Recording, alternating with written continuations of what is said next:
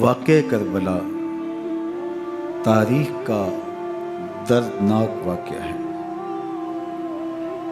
یہ اقتدار کی جنگ نہیں تھی، اقدار کی جنگ تھی۔ دو شخصیتوں کی لڑائی نہیں تھی، دو نظریات کا ٹکراؤ تھا۔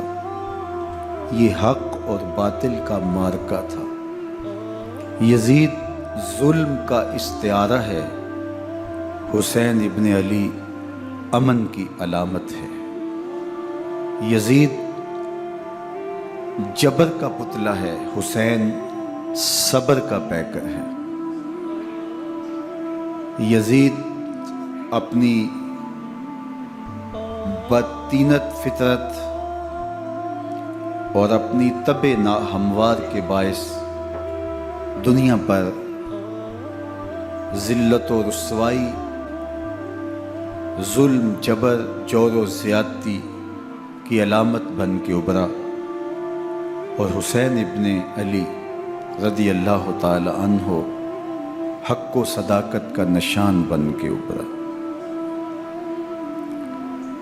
کربلا کے تپتے ہوئے ریگزار میں حسینی اور یزیدی دو کردار سامنے آتے ہیں۔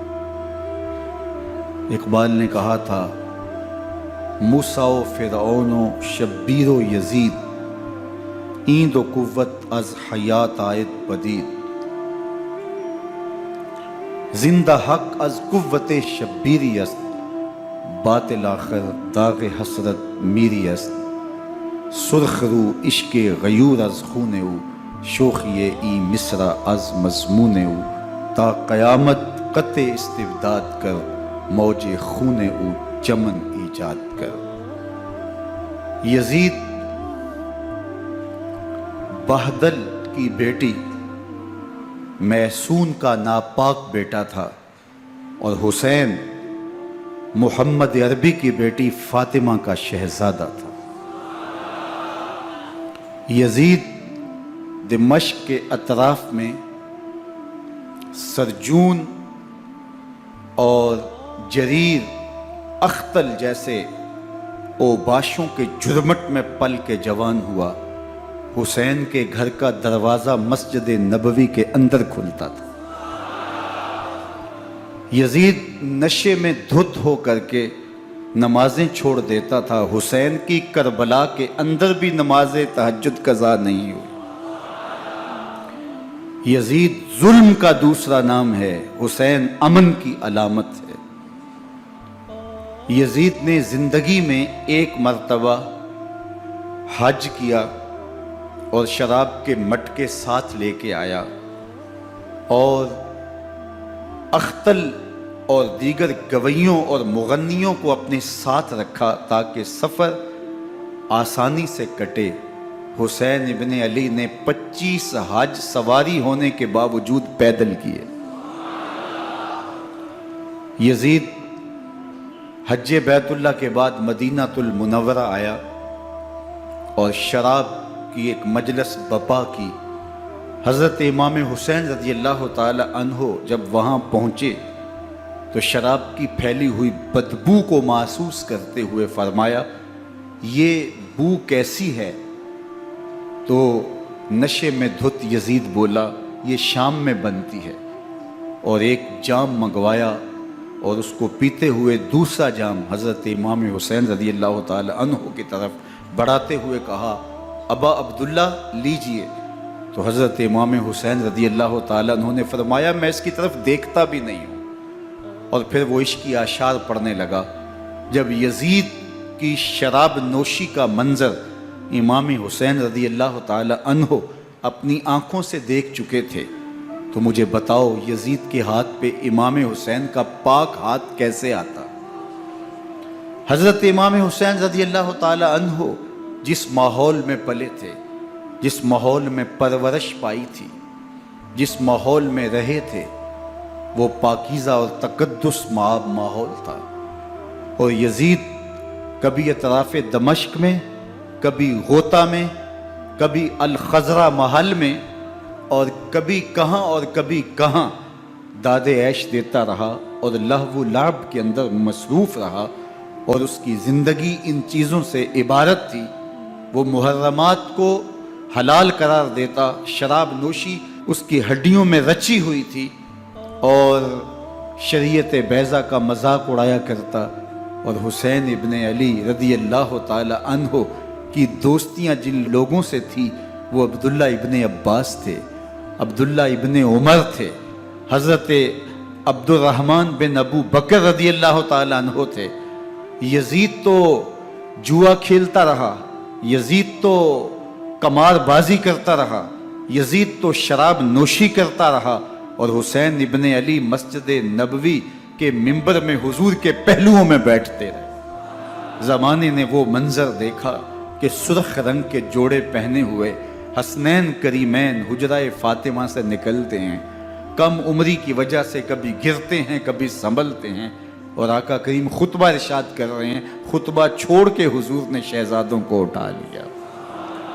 وہ منظر بھی زمانے نے دیکھا۔ حضرت عبداللہ بن شداد کہتے ہیں کہ حضور سجدے میں تھے اور سجدہ اتنا طویل ہو گیا، ہمیں لگا یا تو وحی کا نزول ہو رہا ہے یا پھر اللہ کا حکم آ گیا اور اللہ کے محبوب کی روح قبض کر لی گئی۔ لیکن میں نے جب نظریں اٹھا کے ننکیوں سے دیکھا تو کیا منظر تھا کہ حسین ابن علی حضور کی پشت پہ بیٹھے ہوئے اور میرے آقا سجدے کو طول دے رہے ہیں۔ اللہ اکبر! حسین کے لیے پیغمبر کے سجدوں کو طول دیا جا رہا ہے۔ حسین ابن علی کبھی ممبر پہ حضور کی اطراف میں بیٹھتے ہیں، وہ منظر بھی دنیا نے دیکھا کہ حضور کے مبارک کندھوں پر حسین ابن علی بیٹھے ہیں اور حضور کی زلفوں کو پکڑا ہوا ہے۔ تو حضرت عمر رضی اللہ تعالیٰ عنہ دیکھ کے کہتے ہیں واہ واہ کیسی سواری میسر آئی حسین ابن علی کو۔ تو میرے آقا مسکرا کے کہتے ہیں عمر سواری دیکھتے ہو سوار بھی تو دیکھو۔ اللہ اکبر! حضرت اسامہ بن زید بن حارثہ رضی اللہ تعالیٰ عنہ فرماتے ہیں رات کا ایک پہر گزر گیا اور مجھے حضور سے کوئی کام تھا، میں آقا کریم کی خدمت میں حاضر ہوا، در دولت پہ دستک دی، حضور تشریف لائے تو چادر اوڑی تھی، بکل کی ہوئی تھی میرے حضور نے، تو میں نے اپنی حاجت کہی تو حضور نے میری حاجت پوری کر دی۔ لیکن ایک منظر میں نے دیکھا کہ حضور نے جو چادر کی بکل فرمائی تھی اس کے اطراف میں پہلوؤں میں ابھار تھے جس طرح اندر کوئی ہو۔ مجھ سے نہ رہا گیا، میں نے پوچھ لیا، میں نے کہا بندہ نواز چادر کے اندر کیا ہے؟ فَكَشَفَهُ، تو حضور نے چادر کو کھول دیا۔ فَإِذَا الْحَسَنُ وَالْحُسَيْنُ عَلَىٰ وَرِكَيْهِ، تو کہتے ہیں میں نے اپنی آنکھوں سے دیکھا ایک پہلو سے امام حسین لپٹے ہوئے تھے، ایک پہلو سے امام حسن لپٹے ہوئے تھے۔ فرمایا یہ میرے بیٹے ہیں، یہ میری بیٹی کے بیٹے ہیں، اے اللہ میں ان سے پیار کرتا ہوں، تو بھی ان سے پیار کر، جو ان سے پیار کرے اس سے بھی پیار کر۔ ان کی محبت کا درس دیا، ان کے پیار کا سبق پڑھایا، کہا ان سے پیار کرنے والا میرے سے پیار کرنے والا ہے، ان سے بغض رکھنے والا میرے سے بغض رکھنے والا ہے۔ ان کی تکلیف حضور کو بے چین کر دیتی تھی۔ حضرت سیدہ فاطمہ الزہرا رضی اللہ تعالی عنہ کے گھر کے قریب سے گزرے تو حضرت امام حسین کے رونے کی آواز آ رہی تھی، تو آقا کریم علیہ السلام نے فرمایا کہ فاطمہ حسین کو چپ کرواؤ، الا تعلمی ان بقاءہ یوزینی، تو جانتی نہیں حسین کا رونا مجھے دکھ دیتا ہے۔ حسین ابن علی کو حضور رونے نہیں دیتے تھے، ان کو دکھی نہیں ہونے دیتے تھے، کیونکہ رسول اللہ صلی اللہ علیہ وسلم جانتے تھے کہ یہ کتنے دکھ سہے گا، کتنی تکلیفوں سے گزرے گا اور کتنے مصائب سہے گا۔ زمانے نے وہ گھڑیاں بھی دیکھیں کہ حضرت حذیفہ بن یمان رضی اللہ تعالیٰ عنہ فرماتے ہیں کہ میں حضور کی خدمت میں نماز مغرب کی ادائیگی کے لیے حاضر ہوا، اور میں نے یہ اجازت خاص طور پہ اپنی ماں سے اس شرط پہ لی تھی کہ امی آپ مجھے اجازت دیں، میں حضور کی خدمت میں حاضر ہوتا ہوں، مغرب کی نماز بھی ادا کروں گا اور پھر حضور سے عرض کروں گا حضور میرے لیے اور میری ماں کے لیے بخشش کی دعا کر دیجئے۔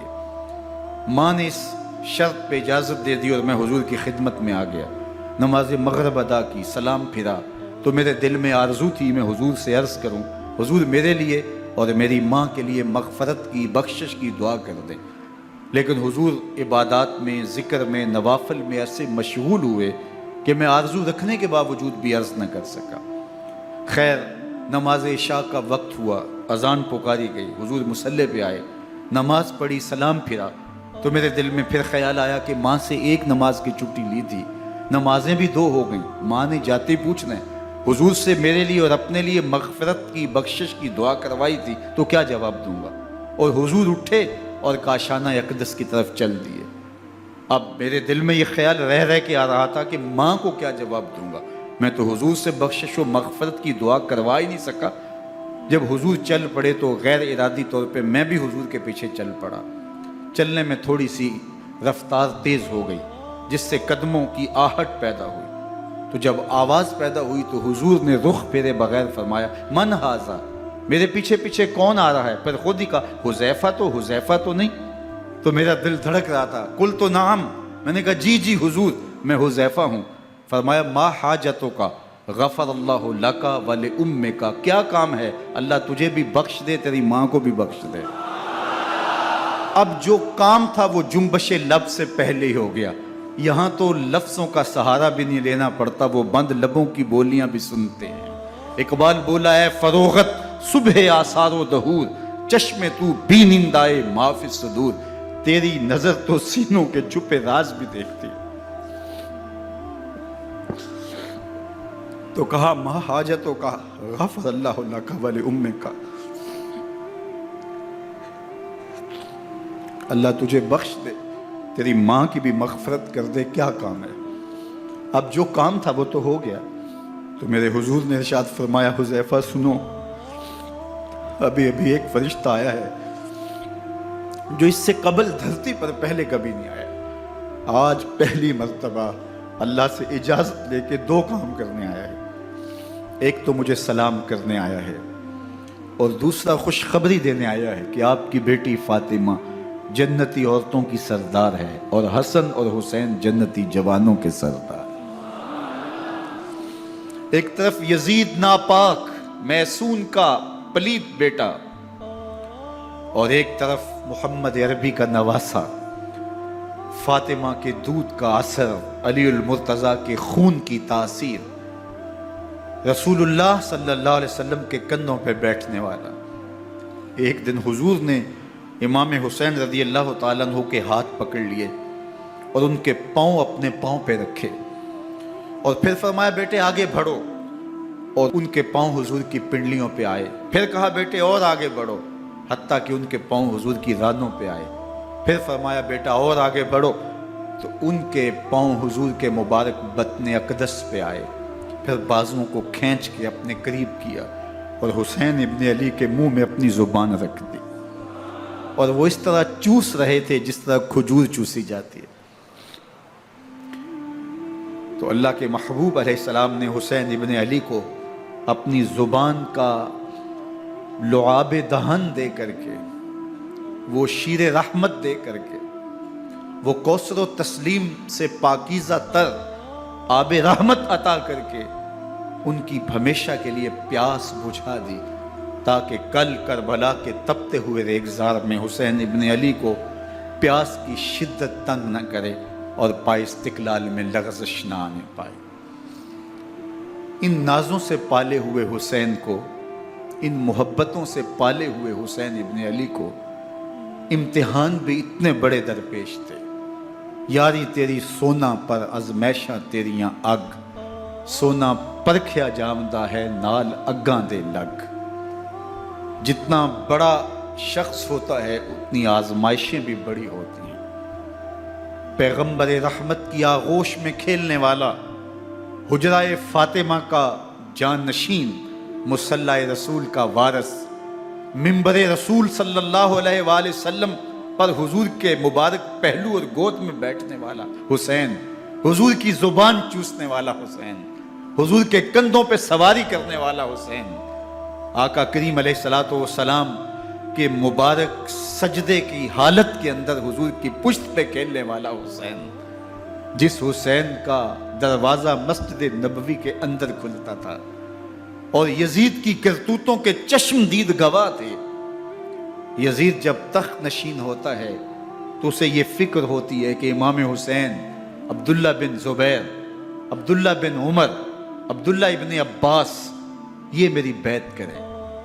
اور وہ ولید بن عقبہ کو لکھتا ہے کہ ہر صورت میں ان کی بیعت لو، اور اگر بیعت نہ دیں تو سختی کرو.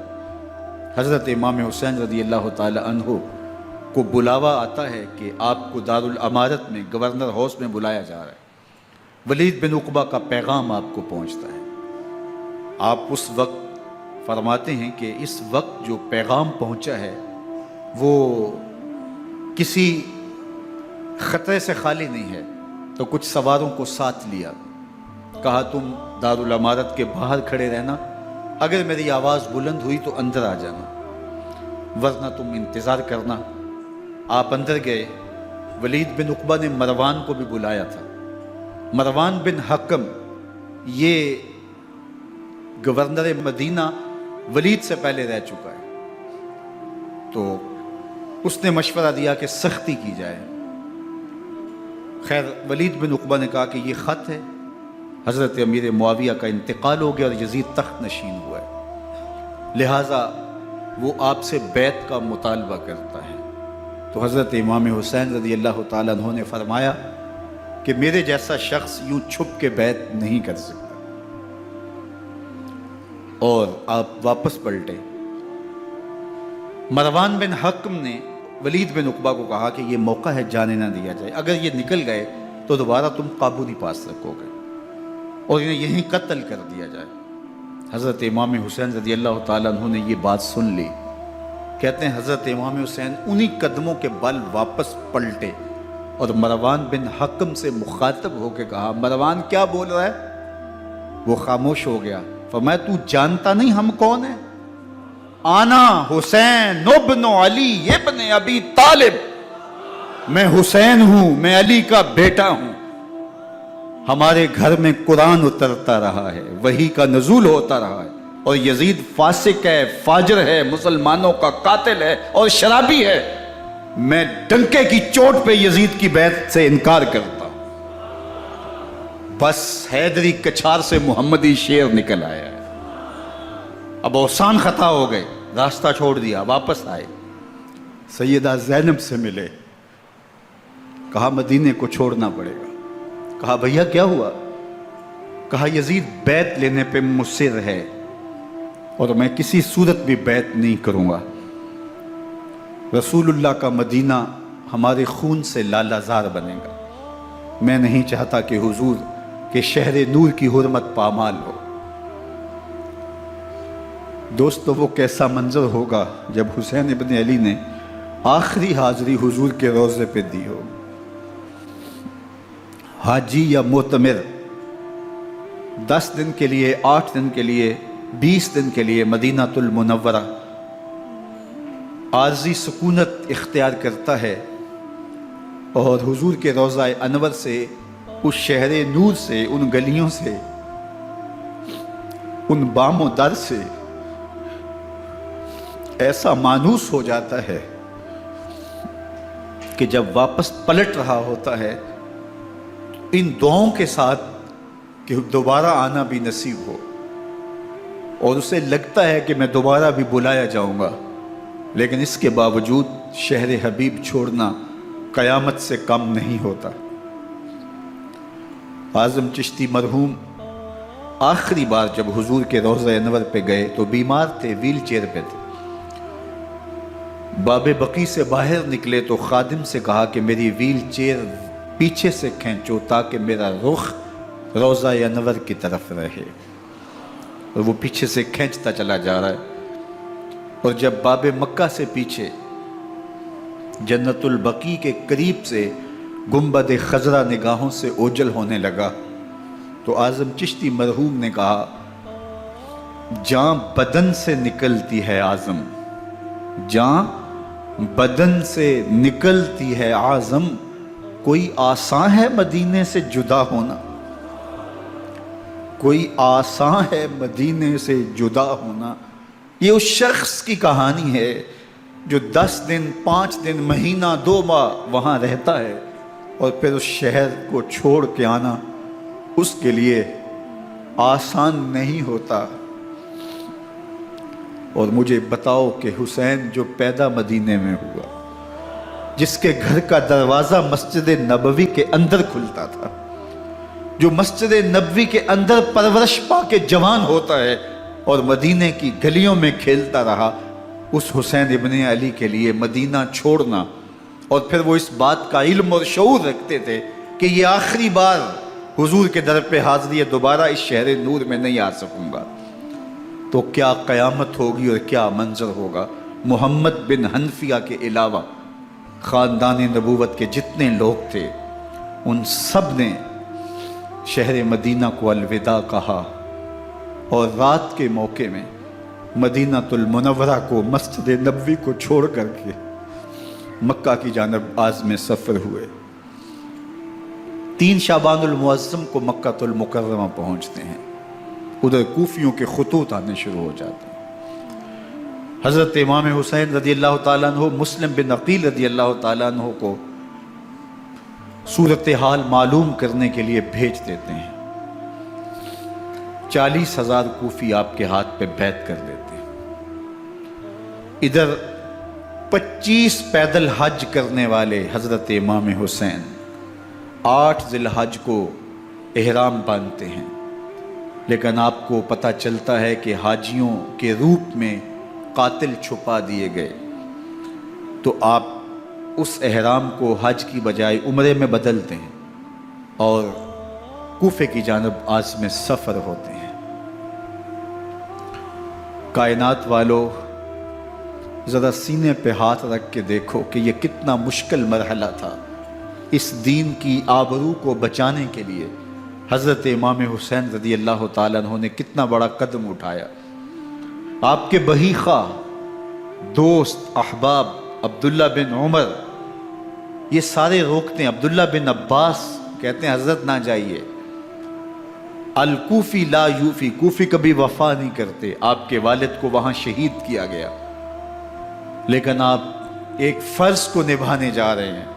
میرے غم گسارو، میرے مہربانوں، نہ روکو مجھ کو جانے دو، مجھے نانے کے دی کی ڈوبتی کشتی بچانے دو، میں جاتا ہوں کہ دنیا پر وفا کا نام رہ جائے، میں رہوں نہ رہوں پر عظمت اسلام رہ جائے۔ میں نہیں جاتا تو نبی کے گھر کی آن جاتی ہے، میں نہیں جاتا تو نبی کے گھر کی آن جاتی ہے، تمہارا دین جاتا ہے، میری غیرت ایمان جاتی ہے۔ حضرت امام حسین یہاں سے چلتے ہیں، ابھی راستے میں ہی پہنچتے ہیں کہ یہ خبر آتی ہے کہ کوفے والوں نے بے وفائی کر دی، حضرت مسلم بن عقیل رضی اللہ تعالیٰ عنہ کو شہید کر دیا گیا، نعمان بن بشیر معزول کر دیے گئے، ابن مرجانہ ابن زیاد وہاں متعین کر دیا گیا جو سخت گیر شخص تھا، اور اس نے لوگوں کو ڈرایا، دھمکایا، اور کوفے کے لوگوں کے دل بدل گئے اور وہ بیعتیں توڑنے لگے۔ وہ منظر مسجد کوفہ کا کتنا دلگداز تھا، جب امام نماز کے لیے کھڑے ہوئے تو 40,000 لوگ آپ کے پیچھے تھا۔ جب سلام پھیرا اور امام نے دیکھا کہ پیچھے لوگ نہیں ہیں، پھر لوگوں نے اپنے دروازے بھی بند کر لیے۔ رات کی تنہائیاں ہیں اور حضرت مسلم بن عقیل کو کوئی پناہ دینے والا نہیں، لوگوں نے دروازے بند کر لیے کہ کہیں ہمارے گھر میں نہ آ جائیں اور ہم مشقت اور حکومتی تشدد کا شکار نہ ہوں۔ کتنا دردناک لمحہ ہے حضرت مسلم بن عقیل رضی اللہ تعالیٰ عنہ پہ، اور پھر حضرت مسلم بن عقیل بے دردی سے شہید کر دیے جاتے ہیں۔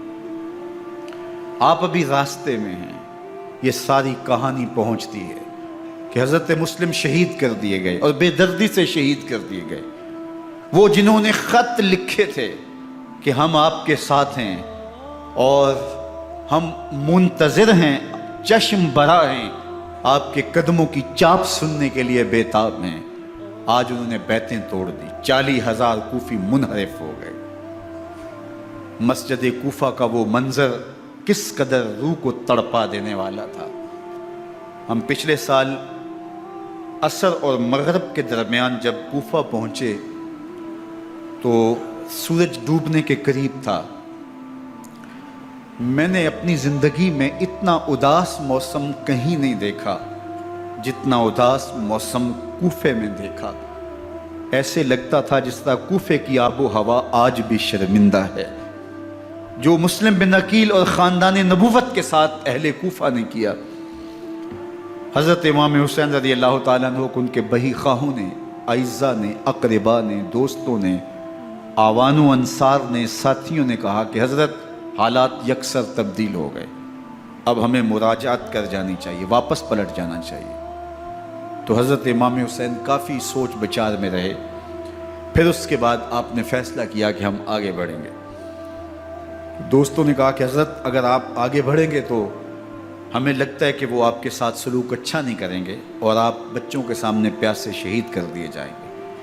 تو حضرت امام حسین رضی اللہ تعالیٰ عنہ نے وہاں ایک خطبہ ارشاد فرمایا کہ لوگوں تم جو مجھے بتا رہے ہو مجھے اچھی طرح معلوم ہے، جو تم مجھے منظر پیش کر رہے ہو وہ میری نگاہوں میں ہے، اور جو کچھ ہونے والا ہے چشم تصور وہ منظر دیکھ رہی ہے۔ چونکہ حضرت امام حسین رضی اللہ تعالیٰ عنہ کی شہادت کی خبر حضرت امام حسین کے پیدا ہوتے ہی خاندان نبوت میں عام تھی۔ حضور علیہ السلام کو یہ بات جبریل امین نے آ کے بتائی تھی جب حسین ابن علی کے ساتھ حضور محبت کا اظہار کر رہے تھے، تو یہ جبریل امین نے آ کے کہا تھا حضور آپ کا یہ بیٹا ارض طف میں شہید کر دیا جائے گا، اور کربلا کی مٹی لا کے حضور کو دی اور ام سلمہ کو حضور نے عطا کر دی۔ حضرت ام سلمہ کہتی ہیں کہ ایک دن میں سوئی تو خواب دیکھا کہ حضور کے مبارک بال بکھرے ہوئے ہیں اور سخت پریشان ہیں، تو میں نے کہا کہ حضور آپ کی یہ کیا حالت ہے؟ وَبِيَدِهِ قَارُورَةٌ، اور حضور کے ہاتھ میں ایک شیشی ہے، فِيهَا دَمٌ، جس کے اندر خون ہے۔ تو میں نے کہا حضور یہ کیا؟ فرمایا میں قتل گاہ حسین سے آ رہا ہوں اور یہ حسین ابن علی کا خون ہے۔ تو کہا 10 محرم کا دن تھا، دوپہر کا یہ منظر تھا، میں کیلولہ کر کے اٹھی، جب میں نے دیکھا تو وہ شیشی جس میں کربلا کی مٹی رکھی تھی وہ خون بن چکی تھی۔ تو یہ خبر پہلے دی گئی تھی، یہ بتا دیا گیا تھا۔ فرمایا میرے دوستو جو تم مجھے بتاتے ہو میں اس سے بے خبر نہیں ہوں، یہ سب کچھ ہونے والا ہے، لیکن اس کے باوجود میں کیوں جا رہا ہوں؟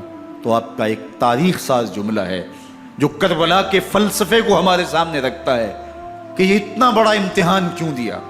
حضرت امام حسین رضی اللہ تعالیٰ عنہ نے فرمایا وَلَكُمْ فِي أُسْوَةٌ، میں اس لیے جا رہا ہوں قیامت تک ظلم، جبر اور ناانصافی کے خلاف کھڑے ہونے والوں کے لیے کوئی نمونہ تو ہو۔ میری زندگی قیامت تک ظلم، جبر اور استحصالی نظام کے خلاف کھڑے ہونے والوں کے لیے نمونہ ہے۔ تو حضرت امام حسین رضی اللہ تعالیٰ عنہ نے حق اور باطل کے درمیان ایک سرخ لکیر کھینچ دی اپنے خون سے۔ اب حق اور باطل کا امتیاز کرنا مشکل نہیں ہے، کوئی باطل پہ اڑا رہے تو الگ بات ہے، لیکن امتیاز کرنا مشکل نہیں ہے۔ حدود بالکل واضح کر دی۔ اقبال نے یہاں کتنی خوبصورتی کے ساتھ اس مضمون کو نبھایا۔ سرخ رو عشق غیور از خون او، شوخی این مصرع از مضمون او، تا قیامت قطع استبداد کر، موج خون او چمن ایجاد کر۔ ایک جہاں آباد کر دیا، حق اور باطل کی راہیں اجال دی۔ اب لوگوں کو یزید کا چہرہ پہچاننے میں دیر نہیں لگتی، وقت کے ہر یزید کا چہرہ آسانی سے پہچانا جا سکتا ہے۔ یہ معرفت زمانے کو کروائی کس نے؟ حسین ابن علی نے کروائی رضی اللہ تعالی عنہ۔ تو حضرت امام حسین نے فرمایا کہ جو میرے ساتھ ہونے والا ہے میں اچھی طرح جانتا ہوں، لیکن میں اس کے باوجود آگے بڑھوں گا۔ پھر بڑھے اور کربلا میں جا کے خیمہ زن ہو گئے۔ 7 محرم کو پانی بند کر دیا گیا۔ پانی بند ہوا تو کھانا بھی میسر نہیں تھا، لیکن ذکر پانی کا ہوتا ہے اس لیے کہ کھانے کے بغیر انسان کئی دن کاٹ لیتا ہے، لیکن پانی کے بغیر گزر نہیں ہوتی۔ تو فرات کی نہر سامنے اپنی موجوں کے ساتھ چمک رہی ہے، لیکن ایک قطرہ آب بھی آل رسول کو نہیں دیا جا رہا۔ کائنات کے اندر ایسے انوکھے امتحان بھی ہوتے ہیں۔ وارثوں ساقی کوثر کے، مالک ہوں حوض کوثر کے، اور بیٹے ہوں ساقی کوثر کے، اور آج ایک بوند پانی کی بھی میسر نہ ہو۔ صبر کا امتحان ہے، عزیمت کا امتحان ہے۔ حضرت امام حسین رضی اللہ تعالیٰ عنہ خیمہ زن ہو گئے۔ 3 دن تک پانی بند رہتا ہے۔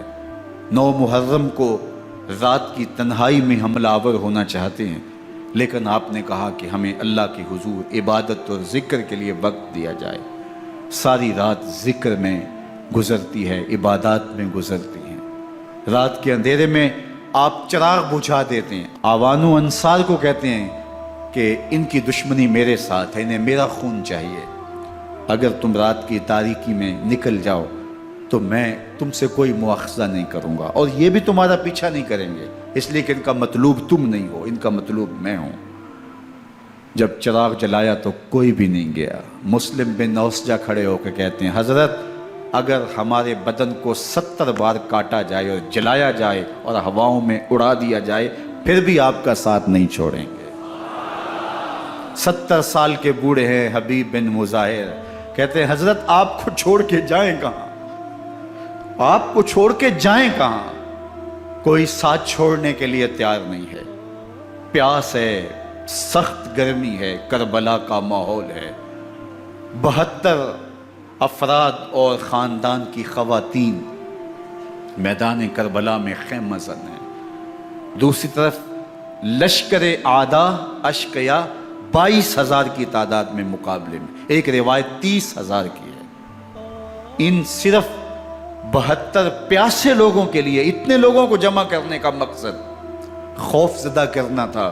شرط ہے کہ یزید کی بیعت کر لیں، محاصرے توڑ دیں گے، پانی دستیاب ہوگا، اعزاز و اکرام سے نوازا جائے گا، خزانوں کے منہ کھول دیے جائیں گے۔ لیکن حسین ابن علی کہتے تھے سب کچھ لٹ جائے گا، باطل کے ہاتھ پہ ہاتھ نہیں رکھوں۔ اللہ اکبر۔ اب صبح طلوع ہوتی ہے، عاشور کا دن چڑھتا ہے، سورج اپنی پوری تمازت کے ساتھ گرمی برسا رہا ہے۔ آج خاندان نبوت کا امتحان زمانے نے دیکھنا ہے۔ رسول اللہ کا لعاب چوسنے والا اس کے صبر کا آج امتحان ہے، حضور کے کندھوں پہ کھیلنے والے حسین کا آج امتحان ہے۔ اللہ اکبر۔ حسین ابن علی تمام حجت کرتے ہیں میں نے تمہارا کچھ نہیں بگاڑا، میں نے کسی کا خون نہیں کیا، میں نے کوئی زیادتی نہیں کی، تم کیوں میرے قتل کے در پہ ہو؟ تم جانتے نہیں میں کون ہوں؟ میں تمہارے نبی کا نواسا ہوں، رسول اللہ صلی اللہ علیہ وآلہ وسلم کے کندھوں پہ کھیلتا رہا ہوں، حضور کا لعاب چوستا رہا ہوں، اور میں بوسہ گاہے رسول صلی اللہ علیہ وآلہ وسلم ہوں۔ لیکن ان اشقیاء کے دل پر کوئی چیز اثر انداز نہیں ہوتی۔ ایک ہور ہے، اللہ اس کے دل میں نرمی ڈالتا ہے۔ پہلے تو امام حسین کو گھیر کے لے کر کے آتا ہے، لیکن بعد میں وہ قافلہ یزید سے قافلہ حسین کی طرف آ جاتا ہے۔ امام حسین فرماتے ہیں تو دنیا میں بھی ہور ہے، آخرت میں بھی ہور ہے، آزادی مل جاتی ہے۔ باقی 22,000 کا لشکر جرار امام حسین کے قتل کے در پہ ہے۔ پھر تاریخ نے خاندان نبوت کا وہ انوکھا امتحان دیکھا۔ حضرت امام حسین کے بچے بالخصوص خواتین پیاس کی شدت میں حلق خشک ہے۔ حضرت سکینہ تڑپ کے اپنے باپ سے کہتی ہیں کہ مجھے 6 ماہ کے علی اصغر کی پیاس نہیں دیکھی جا رہی۔ بچے کو ہاتھوں پہ اٹھاتے ہیں اور نہر فرات کے کنارے پہنچ کے فرماتے ہیں اشقیاء سے مخاطب ہو کے تمہارا معاملہ میرے ساتھ ہے، اس 6 ماہ کے بچے نے تمہارا کچھ نہیں بگاڑا، اور چلو بھر کے اس کا حلق سیراب کرنا چاہتے ہیں۔ ایک 2 شاخہ تیر آتا ہے جو حضرت علی اصغر کے گلے کو چیر دیتا ہے۔ راوی لکھتے ہیں کہ وہ عام تیر نہیں تھا، جانوروں کو شکار کرنے کے لیے جو بڑے تیر ہوتے ہیں وہ 2 شاخہ تیر تھا۔ وہ گردن کو کاٹ دیتا ہے، خون بہنے لگتا ہے، گردن لٹک جاتی ہے۔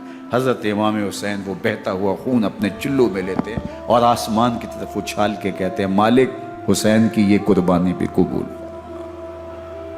یہ تماشا لبے بام نہیں ہے، بچہ بیمار ہو ڈاکٹر جواب دے دیں، ماں باپ کے ہاتھ پھول جاتے ہیں، زندگی کی سانسیں ابھی چل رہی ہوتی ہیں، لیکن ڈاکٹر کہے کہ یہ میرے بس کا روگ نہیں ہے، کہیں اور لے جاؤ، تو زندگی کا لف و نشر غیر مرتب ہو جاتا ہے۔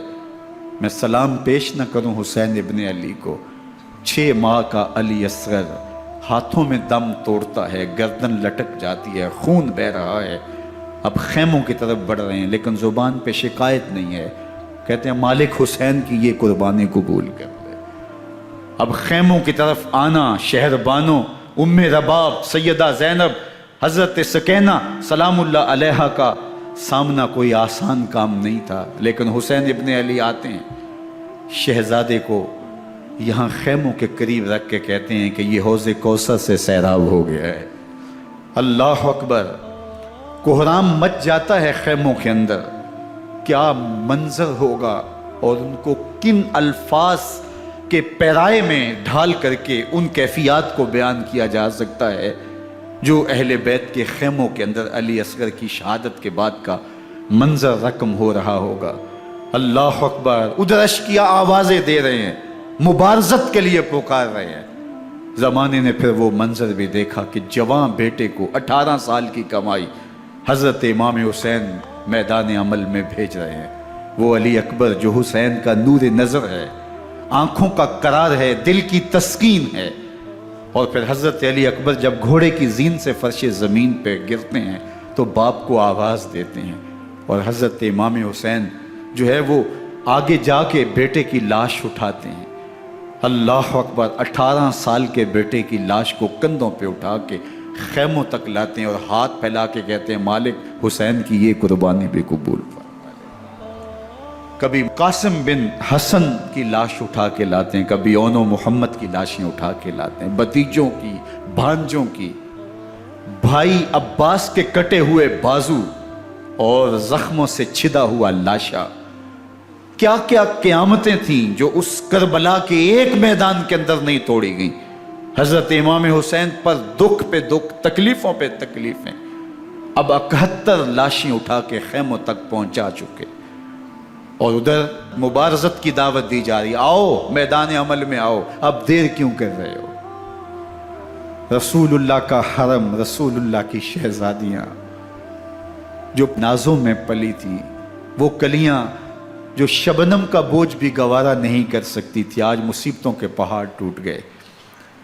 حضرت امام حسین کبھی شہربانوں کو، کبھی ام رباب کو دلاسا دیتے ہیں، کبھی حضرت زینب کو کہتے ہیں۔ حضرت زینب کربلا کے اس میدان کے اندر بڑے حوصلے کے ساتھ اپنے بھائی کے ساتھ کھڑی رہی، اپنے 2 بیٹے راہ خدا میں پیش کیے، ان کی لاشیں وصول کی، لیکن زینب جس جرأت کے ساتھ، جس پامردی کے ساتھ اس سارے منظر کو حوصلے کے ساتھ سہتی رہی، وہ یقیناً حوصلہ سیدہ زینب سلام اللہ علیہا کا ہی ہے۔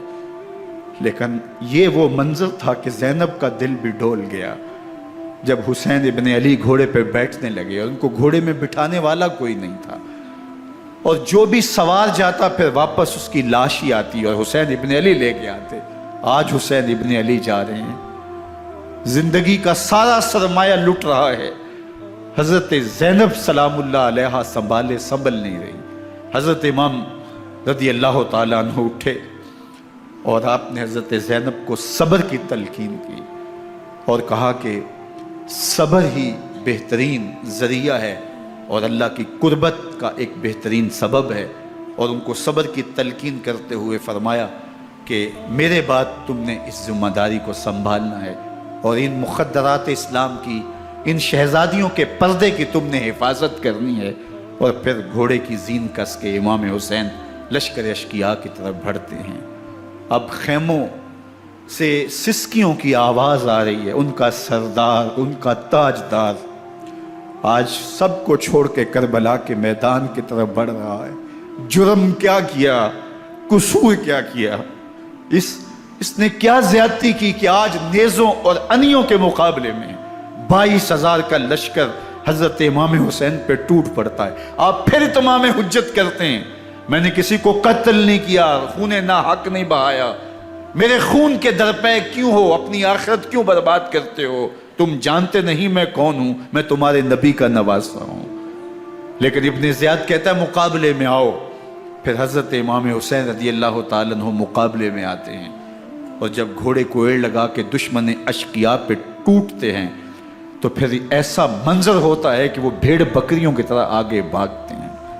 71 زخم کلیجے پہ لیے شجاعت کا یہ پیکر جب میدان میں آتا ہے، آواز آتی، یہ کون ذی وقار ہے، بلا کا شاہ سوار ہے، لباس ہے پھٹا ہوا غبار سے اٹا ہوا، تمام جسم نازنی چدا ہوا کٹا ہوا، یہ نبی کا نور عین ہے، یہ بالیقین حسین ہے، یہ حسین ابن علی ہے رضی اللہ تعالیٰ عنہ۔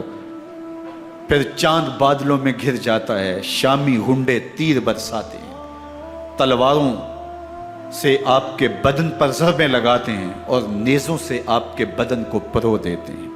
جب آپ کا پیراہن بعد میں اتارا گیا تو آپ کے پیراہن میں 122 سوراخ تیروں کے تھے، 33 زخم تلواروں کے اور 34 گھاؤ نیزوں کے تھے۔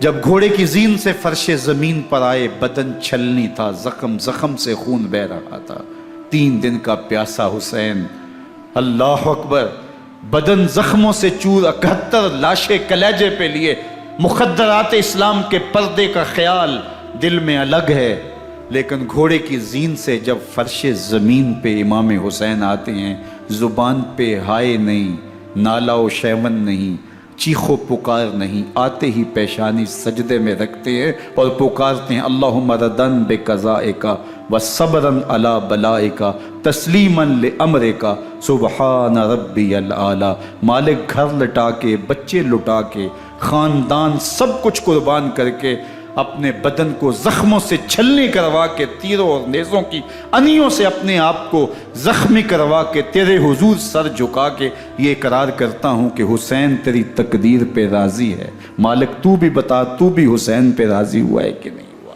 آواز آ رہی ہے، اس پیاسے پر علی شیر خدا کو ناز ہے، اس نواسے پر محمد مصطفیٰ کو ناز ہے۔ اوروں نے بھی سجدے کیے پر اس کا عجب انداز ہے، اس نے وہ سجدہ کیا جس پر خدا کو ناز۔ حسین ابن علی رضی اللہ تعالیٰ عنہ کا سر انور دستے قاتل نے تب کاٹا جب وہ سجدے میں جھکا ہوا تھا۔ یزید نے کہا میں بیعت لوں گا، امام حسین نے کہا کبھی بھی نہیں دوں گا، یہ سر کٹ سکتا ہے جھک نہیں سکتا۔ سر کاٹ کے نیزے کی نوک پہ چڑھا دیا گیا اور یہ اس بات کا اعلان تھا کہ ہم جیت گئے اور حسینی ہار گئے، اور لشکر یزید میں غوغا مچ گیا، نقارے بجنے لگے کہ ہم جیت گئے، دیکھو امام حسین شہید کر دیے گئے، اور سر کاٹ کے نیزے کی نوک پہ چڑھایا گیا۔ لیکن لشکر یزید سے ہی آواز آئی یہ کیسا سر ہے جو کٹ کے بھی سر بلندی ہے، کٹ گیا ہے پھر بھی اونچا ہے، اللہ اکبر، یہ سر سجدے میں کٹا ہے، رب کے حضور عبادت کی حالت میں کٹا ہے۔ حسین آج بھی سجدے میں ہے، اللہ اکبر، حسین آج بھی سجدے میں ہے، بلکہ کٹے ہوئے سر کا رخ زمین کی جانب تھا اور کٹی گردن آسمان کی طرف، یوں نیزے پہ پرویا گیا۔ اللہ اکبر، ایک شاعر نے نقشہ کھینچا، بآنکھ سر نیزے پہ اور سوئے زمیں ہے روح، یعنی سجدہ ثانی کی ہے آرزو۔ رکعت کے 2 سجدے ہوتے ہیں، ابھی ایک سجدہ ہوا تھا کہ دست قاتل نے سر کاٹ دیا، کہا حسین کی پیشانی میں دوسرے سجدے کی تمنا مچل رہی۔ یہ تھا حسین ابن علی کا سجدہ، ساری زندگی رب کے حضور سجدہ قضا نہیں ہونے دیا۔ آج پانی نہیں ہے، اللہ اکبر، آج تیمم کر لیتے ہیں، آج اپنے خون کو اوڑھ کر کے حسین نے اپنی پیشانی اپنے مالک کے حضور جھکا کر کے عظیمت کی وہ انوکھی داستان رقم کر دی کہ صدیاں گزرنے کے باوجود بھی ان کی یادوں کے چراغ روشن ہیں۔ جب حضرت امام حسین اور دوسرے آیان و انصار کو شہید کر دیا گیا تو ان کے سر نیزوں کی نوک پہ چڑھا دیے گئے۔ حضرت امام حسین کا کٹا ہوا سر اور باقی 71 افراد کے کٹے ہوئے سر نیزوں کی نوک پہ، اور 10 سواروں کو ابن سعد نے کہا کہ ان کو رون دو، اور گھوڑوں کی ٹاپوں تلے حضرت امام حسین رضی اللہ تعالیٰ عنہ اور ان کے آوان و انصار کو جو ہے وہ روندا گیا، حتیٰ کہ ان کی استخوان مبارک، ان کی ہڈیاں بھی چور چور ہو گئیں۔ روننے سے قبل ان کا لباس اتار لیا، ان کے کپڑے اتار لیے گئے۔ اللہ اکبر، کیسی دردناک گھڑیاں تھیں۔ یزید کا صرف یہی بد کرداری کا مرحلہ نہیں تھا، اس کربلا کے صحرا کے اندر یزید نے جس طرح امام حسین رضی اللہ تعالیٰ عنہ کو شہید کیا اور حضرت امام حسین کے خاندان کو شہید کیا، جب مدینہ المنورہ پر یزید نے مسلم بن عقبہ کو مقرر کیا، جس کو بزرگوں نے مصرب بن عقبہ کہا ہے، تو اس کو کہا 3 دن تک مدینے کا حرم تمہارے لیے حلال ہوگا، جو چاہو تم کرنا، اور شامی فوجوں کو اجازت ہوگی۔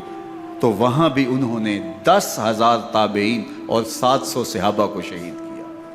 حضرت ابو سعید خدری رضی اللہ تعالیٰ عنہ گھر سے باہر نکلے، کافی بوڑھے ہو چکے تھے، تو انہوں نے حضرت ابو سعید خدری کو پکڑ لیا، کہا تم کون ہو؟ کہا مجھے ابو سعید خدری کہتے ہیں۔ تو کہا ہاں تمہارا نام سنا ہے، اور داڑھی سے پکڑ کے کھینچا اور کہا کہ ہے تمہارے پاس جو ہمیں دو؟ تو کہا کہ میرے پاس تو کچھ بھی نہیں، میں تو فقیر آدمی ہوں۔ تو ان کے گھر ان کو لے گئے، تو 2 کبوتر رکھے تھے حضرت ابو سعید خدری نے، تو وہ کبوتر لوٹ کے لے گئے۔ اللہ اکبر۔ حضرت ابن سنان رضی اللہ تعالیٰ عنہ کو، جو حضور کے علم بردار تھے فتح مکہ کے دن، ان کو ستو پہلے پلائے اور پھر ان کی گردن کاٹی گئی، اور کہا یہ ہے وہ ستو جو تم زندگی میں آخری بار پیو گے۔ ایک گھر میں داخل ہوئی شامی فوج، تو ایک خاتون کے ابھی بچہ پیدا ہوا تھا، اور قابلہ نے، دائیا نے وہ بچہ ماں کی چھاتی پہ لٹایا، اور وہ ماں کا پہلا دودھ پی رہا تھا۔ تو یہ جا کے کہنے لگے نکالو تمہارے پاس جو کچھ ہے۔ تو اس خاتون نے کہا تم جانتے ہو یہ بچہ کون ہے؟ تو انہوں نے کہا ہم نہیں جانتے۔ کہا یہ حضرت ابن ابی کبشہ انماری رضی اللہ تعالیٰ عنہ کا بچہ ہے، اور یہ وہ صحابی ہیں کہ جو بیت الشجرہ کے موقع پہ حضور کے ہاتھ پہ بیعت کرتے ہیں۔ انہوں نے اس چیز کا لحاظ نہ کیا کہ جو کچھ ہے وہ ہمیں دو، ورنہ تیرے بچے کو نہیں چھوڑیں گے۔ تو ماں بچے سے مخاطب ہو کے کہتی ہے، ابھی بچہ پیدا ہوا ہے اور ماں سے پہلا دودھ پی رہا ہے، کہ بیٹے اگر میرے پاس کچھ ہوتا، وہ قیمتی سے قیمتی چیز بھی ہوتی، تیری جان کے لیے قربان کرتی، لیکن اس وقت میرے پاس کچھ ہے نہیں۔ تو ایک شکی آگے بڑھا اور بچے کو ایک ٹانگ سے پکڑ کے کھینچ کے دیوار کے ساتھ پٹک کے مارا، جس سے دماغ کا بھیجا نکل گیا۔ کیا کیا زیادتیاں نہیں کی۔ 700 صحابہ حرہ کے واقعہ میں شہید کیے یزید نے، اور 10,000 تابعین شہید کیے۔ مسجد نبوی میں ممبر رسول کے ساتھ گھوڑے باندھے، اور وہ ممبر رسول اور مصلی رسول کے قریب لید کرتے رہے۔ حضرت سید عبد المسیب فرماتے ہیں میں نابینا تھا اور حضور کے روضہ انور کے پاس بیٹھا تھا، اور یزید کے سپاہی آتے، جو بھی مسجد میں نظر آتا پکڑ کے لے جاتے، مجھے نابینا سمجھ کے چھوڑ دیتے، لیکن میں پریشان تھا کہ ظہر کا وقت ہوگا، عصر کا وقت ہوگا، مغرب عشاء کا وقت ہوگا، نہ اذان نہ اقامت نہ جماعت، تو کیسے مجھے پتہ چلے گا کہ نماز کا وقت ہو گیا، اور کیسی میری نمازوں کا کیا بنے گا؟ میں اس فکر میں بیٹھا تھا۔ لم ازل اسمع الاذان والاقامت من قبر رسول اللہ صلی اللہ علیہ وآلہ وسلم۔ فرماتے ہیں جب بھی پھر نماز کا وقت آیا، گنبد خضرا سے اذان کی بھی آواز آئی، اقامت کی بھی آواز آئی۔ 3 دن تک مسجد نبوی کے اندر گھوڑے بندے رہے، اور مدینہ کی حرمت پامال کی۔ مدینہ کے گھروں کے اندر یہ بدکماش داخل ہوئے، اور جو بدکاریاں انہوں نے کی، کلیجہ منہ کو آتا ہے۔ 1002 شیزائیں ان بدکاروں کی بدکاریوں کی وجہ سے کنواری حالت کے اندر حاملہ ہوئی۔ 3 دن تک مدینے کا حرم انہوں نے پامال کیا، اور پھر مکہ المکرمہ میں کعبہ اللہ پر گولے برسائے، اور کعبہ کا غلاف جل گیا۔ وہ تو یزید مر گیا، اور حضرت عبداللہ ابن زبیر رضی اللہ تعالیٰ عنہ نے اپنی خلافت کا اعلان کیا۔ یزید کے یہ کرتوت تھے، ادھر اہل مدینہ کو ستایا، ادھر اہل مکہ کو ستایا، اور رسول اللہ صلی اللہ علیہ وسلم کے خانوادے کی بے حرمتی اور توہین کی۔ نہ صرف انہیں قتل کیا گیا، ان کی لاشوں پہ گھوڑے دوڑائے۔ ابن سعد اور شمر جو ہے وہ خیموں میں داخل ہوا، اور مخدرات اسلام کی چادریں چھیننے کی کوشش کی۔ حضرت زینب سلام اللہ علیہ نے مخاطب ہو کے کہا ہمارے چہرے کے رکھوالے چلے گئے ہیں، ظالم تو خیال نہیں کرتا ہم رسول اللہ کی بیٹیاں ہیں۔ حضرت شہربانو، حضرت زین العابدین اور حضرت زینب سلام اللہ علیہم، ان تینوں کو ایک اونٹ پہ باندھا گیا، اور باقی اونٹوں پہ باقی سادات کو، حضور کی شہزادیوں کو باندھا گیا، رسیوں میں جکڑا گیا، اور اونٹوں پہ باندھ کر کے کوفے کی جانب آگے آگے شہیدوں کے سر چل رہے ہیں، اور پیچھے یہ قافلہ چل رہا ہے۔ اور جب یہ قافلہ وہاں سے گزرا جہاں لاشیں پڑی تھیں، امام زین العابدین 14 سال کے تھے اور بیمار تھے، اور ان کا حوصلہ نہ ہوا، وہاں غشی ان کے اوپر آنے لگی، اور وہ منظر ابن کثیر نے، باقی لوگوں سب نے لکھا ہے کہ پھر جب ان کی یہ حالت ہوئی تو پھر سیدہ زینب سلام اللہ علیہ، جنہوں نے ابھی تک بڑے حوصلے کے ساتھ ساری مشکلات کا مقابلہ کیا تھا، اب ان کے بندھن ٹوٹ گئے اور آنکھوں سے آنسو بہنے لگے، اور سیدہ زینب نے امام حسین رضی اللہ تعالیٰ عنہ کی لاش پہ کھڑے ہو کے، اور وہ روندی ہوئی لاش، ٹوٹی ہوئی ہڈیاں، اور وہ پریشاں بدن، کٹا ہوا سر نیزے کی نوک پہ، اور لاش یہ پڑی ہے، تو حضرت سیدہ زینب نے مدینے کی طرف منہ کر کے جو ہے وہ حضور سے فریاد کی، یا محمد آہو، یا محمد آہو، ھذا حسین بالآراء مزمل بالدماء، یا محمد آہو بناتوں کا سبایا۔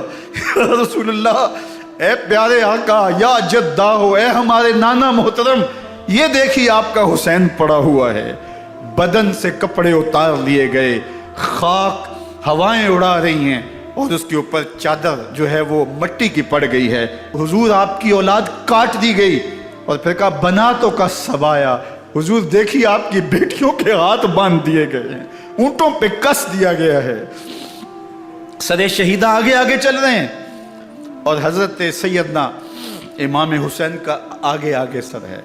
راستے کے اندر ایک جگہ آئی، رات گزری اور ان کو اتارا گیا۔ رات کا موقع تھا، ایک خاتون آئی اور اس نے کوئی کھانا پیش کیا ان کو، اور کہا کہ میں کسی زمانے میں حضرت سیدہ فاطمہ الزہرا کی نوکری کیا کرتی تھی، ان کی لونڈی تھی، ان کی کنیز تھی، اور آج مجھے پتہ چلا کہ آپ لوگ گزر رہے ہیں، تو میں نے کہا کہ میں اپنی مخدومہ کے خاندان کی خدمت کروں۔ اور پھر اس نے کہا کہ اس وقت سیدہ کی گود میں ایک 6-7 ماہ کی بچی تھی جس کو زینب کہا کرتے تھے، تو سیدہ زینب نے کہا کہ اماں اگر پہچانتی ہو تو وہ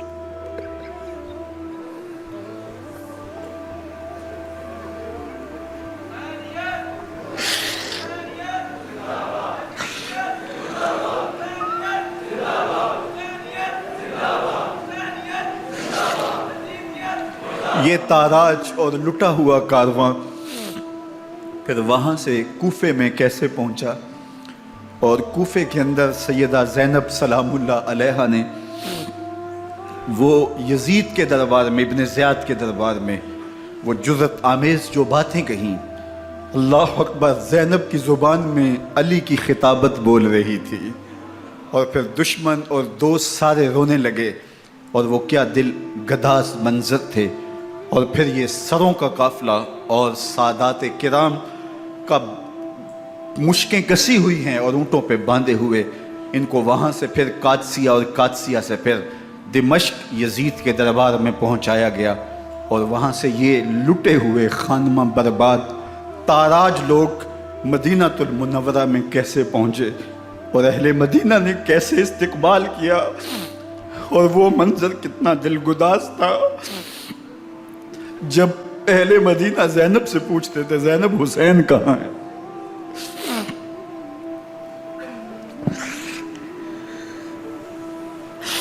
بے مروت بے وفا تیرا بھی کیا افسانہ ہے، جس نے اپنی ہی شمع کو گل کیا تو وہ پروانہ ہے۔ اپنے پیغمبر کے شہزادوں کو اور اپنے پیغمبر کی شہزادیوں کو جو دکھ اس امت نے دیے، یہ کائنات کی ایک انوکھی داستان ہے۔ اللہ ہمیں اسوہ شبیری پہ عمل کی توفیق عطا کرے اور ان کے نقوش پاک کی برکتیں دے، اہل بیت کی محبت ہماری روحوں میں جذب کر دے، اور جس عظیمت کے ساتھ، جس حوصلے کے ساتھ انہوں نے دکھوں کو جھیلا، جو دہکتی آگ کے شعلوں پہ سویا وہ حسین، جو جواں بیٹے کی میت پر نہ رویا وہ حسین، جس نے سب کچھ کھو کے کچھ نہ کھویا وہ حسین، مرتبہ اسلام کا جس نے دوبالا کر دیا، خون نے جس کے دو عالم میں اجالا کر دیا، جو کہ سوزے غم کو سانچے میں خوشی کے ڈھال کے مسکرایا موت کی آنکھوں میں آنکھیں ڈال کے۔ اے حسین ابن علی تم پر سلام، نازش آل نبی تم پر سلام۔ ذرا میرے ساتھ یہ پڑھ لیجئے، اے حسین ابن علی تم پر سلام، نازش آل نبی تم پر سلام، تم پہ لاکھوں رحمتیں لاکھوں سلام، اے شہیدان محبت کے امام، لالا گوں لالا بدن لالا کفن، اے چمن اندر چمن اندر چمن، زندگی ہی زندگی تیری حیات اے حیات اندر حیات اندر حیات، افتخار ملت بیضا ہے تو، رب کعبہ کی قسم یکتا ہے تو، فخر کا دل میں دریچہ باز کرنا چاہیے، جن کا تو آقا ہے ان کو ناز کرنا چاہیے۔ وآخر دعوانا ان الحمدللہ رب العالمین۔ 10 محرم الحرام کو کربلا کا واقعہ رونما ہوا، تو اس موسم میں اطراف و اکناف عالم میں اس حوالے سے بات ہوتی ہے، ذکر کیا جاتا ہے۔ اہل محبت حضرت امام حسین رضی اللہ تعالی عنہ کے حضور خراج عقیدت اور خراج محبت پیش کرتے ہیں۔ یہ حق و باطل کا معرکہ تھا، جھوٹ اور سچ کا مقابلہ تھا، ظلم اور عدل کا ٹکراؤ تھا، خیر اور شر کی لڑائی تھی، دو نظریات کا تصادم تھا۔ ایک طرف امام حسین رضی اللہ تعالی عنہ اور ان کے 72 جانثار تھے، اور دوسری طرف یزید اپنی تمام تر قوت کے ساتھ موجود تھا۔ حضرت امام حسین رضی اللہ تعالی عنہ سے مسلسل آخری وقت تک بیعت کا اسرار رہا، اور آپ آخری سانس تک یزید کی بیعت سے انکار کرتے رہے۔ حضرت امام حسین رضی اللہ تعالیٰ عنہ لڑائی کے لیے نہیں آئے تھے، ورنہ خواتین اور بچے ساتھ لانے کا کوئی مقصد نہیں تھا۔ آلات حرب و ضرب بھی نہیں تھے، عرب جو اپنے ساتھ سفر پہ معمول کی تلواریں اور اسلحہ جات رکھتے ہیں وہی تھے، اور آپ کو پیشکش بھی کی گئی۔ ترماح بن عدی بن حاتم نے، یہ حاتم تائی کا پوتا تھا، کہا کہ آپ میرے ساتھ ہمارے علاقے میں چلے جائیں۔ جب مختلف بادشاہوں نے عرب پر قبضہ کیا تو ہمارے قبائلی علاقے اس وقت بھی ان سے محفوظ رہے۔ ہم آزاد قبائل ہیں، میں چند دنوں میں آپ کی پشت پر 30,000 کا لشکر کھڑا کر دوں گا جو جانثار ہوگا۔ لیکن حضرت امام حسین رضی اللہ تعالیٰ عنہ نے ترماح بن عدی کی اس پیشکش کو قبول نہیں کیا اور آگے بڑھے۔ دشت نینوا میں، جسے دشت کربلا بھی کہتے ہیں، حر بن یزید ریاحی 500 سواروں کو ساتھ لے کر کے حضرت امام حسین کو محصور کر دیتا ہے، اور پھر یزید کا لشکر وہاں جمع ہونا شروع ہو جاتا ہے۔ 22,000 یا 30,000 کا لشکر امام حسین رضی اللہ تعالی عنہ کے اطراف میں لگا دیا گیا۔ 3 دن تک اس خانوادے کے لیے پانی بند کر دیا گیا۔ پانی کے بغیر تو انسان کی زندگی معطل ہو جاتی ہے، اور 3 دن کی مسلسل پیاس، اور پیاس میں بلکتے 6 ماہ کے بچے، خواتین اور بوڑھے۔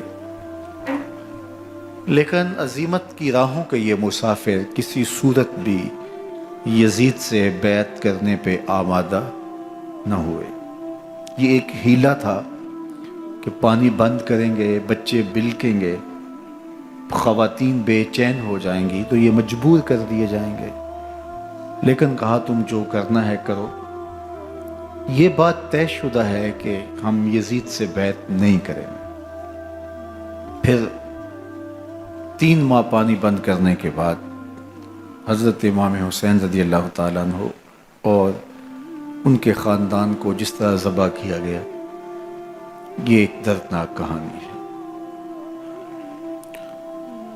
72 افراد کربلا میں شہید کر دیے گئے۔ اہل حق کا یہ قافلہ بھوک اور پیاس سے نڈھال تھا، لیکن عزیمت کی راہوں کا یہ مسافر سرنگوں نہیں ہوا اور یزید کے ہاتھ پہ بیعت نہیں کی۔ امام حسین رضی اللہ تعالی عنہ آپ کے بیٹے، بھائی، بھتیجے، بھانجے، آیان و انصار، محبین شہید کر دیے گئے۔ 70 لوگ آپ سے پہلے شہید کیے گئے، پھر امام حسین رضی اللہ تعالی عنہ شہید کر دیے گئے۔ سوید نامی ایک زخمی، وہ چھری لے کر کے حملہ آور ہوئے اور وہ بھی شہید کر دیے گئے۔ یہ کربلا کے آخری شہید تھے جو حضرت امام حسین کے بعد شہید ہوئے۔ لیکن ان کی خون آشام تلواروں کی ابھی پیاس نہیں بجھی، اور ان کی آتش غیظ و غضب ابھی ٹھنڈی نہیں ہوئی۔ شمز الجوشن حضرت علی اوسط، جنہیں امام زین العابدین کے نام سے دنیا جانتی ہے، 14 سال کی عمر میں تھے، بیمار تھے، خیمے میں گھس کے ان کو بھی شہید کرنے لگا تو حمید بن مسلم نے کہا کہ کیا بچوں کو بھی شہید کیا جائے گا؟ تو وہ رک گیا۔ عمر بن سعد کے حکم نامے سے مقدس لاشوں پر گھوڑے دوڑائے گئے، حتیٰ کہ ان کی ہڈیاں چور چور ہو گئیں، اور شہیدوں کے سر نیزوں پہ چڑھا دیے گئے۔ حسین ابن علی اور ان کے آیان و انصار کاٹ دیے گئے۔ فتح کے نعرے بجے، جشن منائے گئے، اور یہ قافلہ کربلا سے کوفے کی جانب روانہ ہوا۔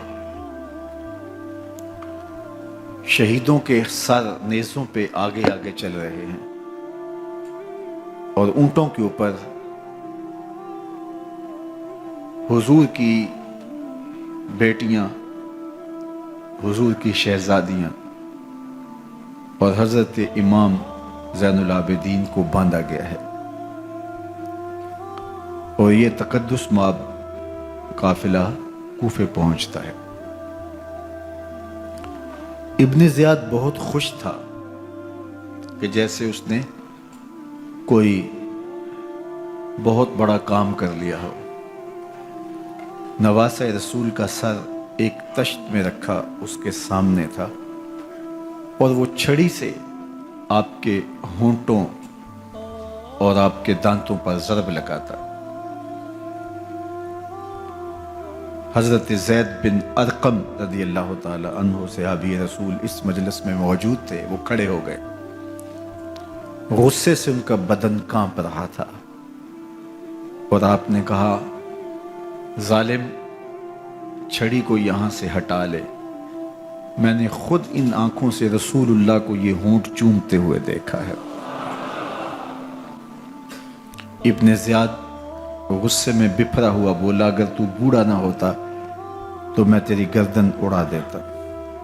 حضرت زید بن ارقم روتے ہوئے دربار سے باہر نکلے، اور ساتھ اہل کوفہ کو مخاطب کر کے کہا کہ اہل کوفہ، تم نے حسین ابن علی کو شہید کر دیا، اور ابن مرجانہ کے غلام بن گئے۔ حضرت زینب سلام اللہ علیہا ایک کونے میں بیٹھی تھی، پرانے کپڑوں میں ملبوس۔ ایک وہ وقت بھی تھا کہ سیدہ زینب سلام اللہ علیہا جب کوفے میں آئیں،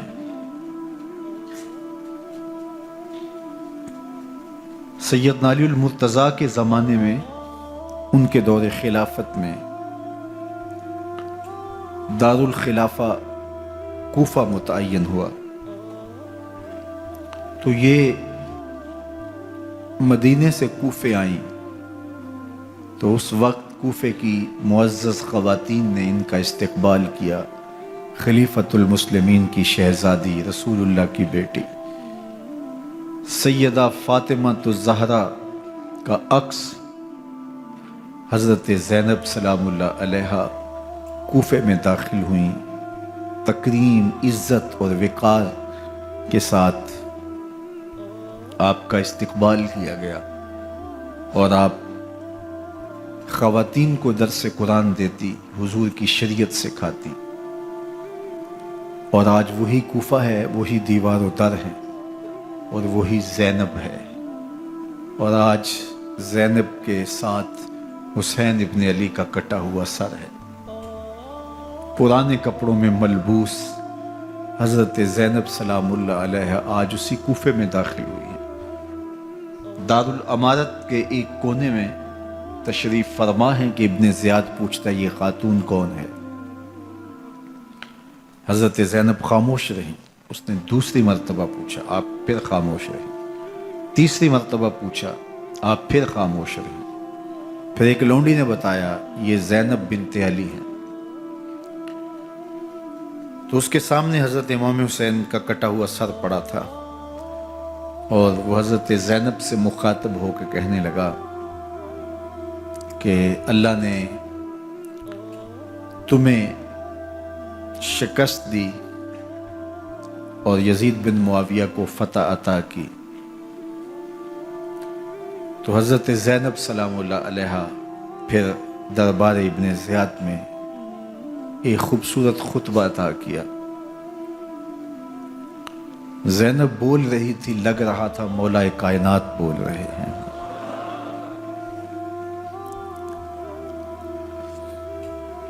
یہ خطبہ بامر مجبوری تھا، ابن زیاد کی خرافات کا جواب تھا۔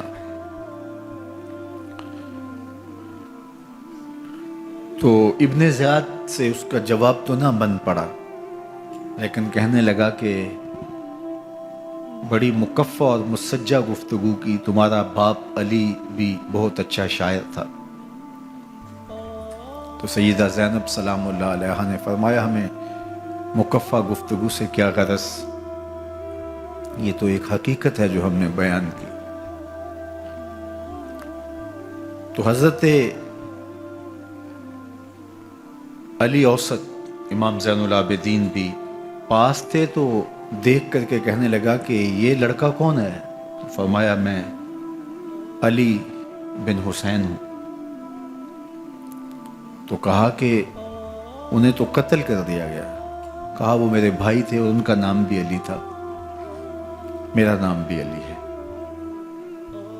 تو اس نے کہا کہ اس لڑکے کو لے جاؤ اور قتل کر دو۔ حضرت زینب علی اوسط امام زین العابدین کے ساتھ چمٹ گئیں اور کہا کہ اگر تم اسے قتل کرو گے تو اس کے ساتھ مجھے بھی قتل کرنا ہوگا۔ تو ابن زیاد کہنے لگا کہ یہ عورت سچ کہتی ہے، واقعی اس کے جذبات یہی ہیں۔ اور الصلاۃ جامعہ کی پکار کے ساتھ مسجد کوفہ میں آ گیا۔ کوفے کے لوگ سارے ابن زیاد کے سامنے تھے۔ امام حسین کا کٹا ہوا سر ابن زیاد کے سامنے تھا اور اس نے کہا کہ اللہ نے یزید بن معاویہ کو فتح دی اور کذاب ابن کذاب معاذ اللہ حسین ابن علی کو شکست دی۔ جب اس نے یہ بات کہی تو عبداللہ بن عفیف الازدی رضی اللہ تعالی عنہ موجود تھے، وہ کھڑے ہو گئے۔ غصے سے ان کا بدن کانپ رہا تھا اور آپ نے پوری ہمت کے ساتھ ابن زیاد کو جواب دیتے ہوئے کہا، ظالم، حسین سچا، حسین کا باپ بھی سچا، تو جھوٹا، تیرا باپ بھی جھوٹا، جس نے تجھے امیر بنایا وہ بھی جھوٹا۔ تو ابن زیاد نے جب اپنے بارے عبداللہ بن عفیف سے یہ بات سنی تو اس نے حکم دیا کہ ان کا سر کاٹ دیا جائے، اور پھر حضرت عبداللہ ابن عفیف رضی اللہ تعالی عنہ کو شہید کیا گیا اور ان کی لاش کو سولی چڑھا دیا گیا۔ حق کی راہ کے یہ مسافر اپنی جان کس طرح راہ خدا میں سپرد کر رہے تھے۔ اہل کوفہ سہمے ہوئے، ڈرے ہوئے ابن زیاد کے دربار میں بیٹھے تھے اور امام حسین رضی اللہ تعالی عنہ کے قتل کا، ان کی شہادت کا انہیں دکھ تو تھا، لیکن ان کے اندر ہمت، طاقت اور توانائی نہیں تھی۔ ان کی تلواریں یزید کے ساتھ رہیں اور دل امام حسین رضی اللہ تعالی عنہ کے ساتھ رکھنے کی بات کرتے تھے۔ پھر یہ قافلہ کوفہ سے چلتے چلتے دمشق کی جانب عازم سفر ہوا۔ ایک اونٹ پہ تین لوگوں کو سوار کیا گیا تھا۔ امام زین العابدین کو سوار بھی کیا گیا اور بدن پر زنجیریں بھی باندھی گئیں، جکڑ کر کے سواری پہ بٹھایا گیا۔